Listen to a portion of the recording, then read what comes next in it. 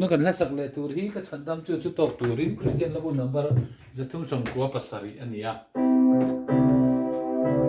hay là hi anh soi nó khi là tăng val pakhat hi apiang thar nu pakhat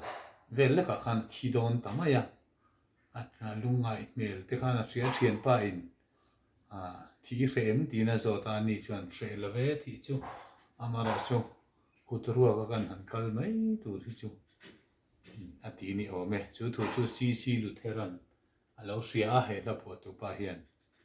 he la moi tak mai hi lo phu ta ani cha ni le thunon hi in salok sin tia ka chan dam tu chu to turin ro din ka ta ni khat ma aron bolovin ene ka eta ka chan dam tu chu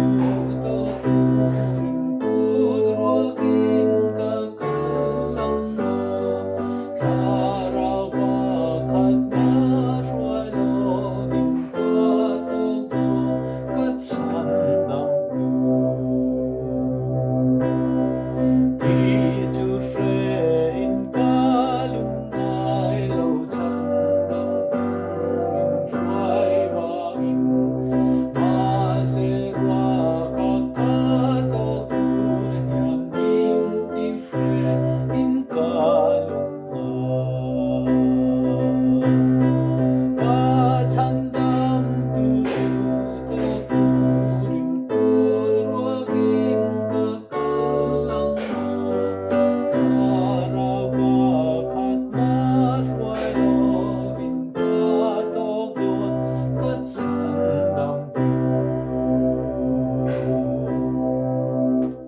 le tawra se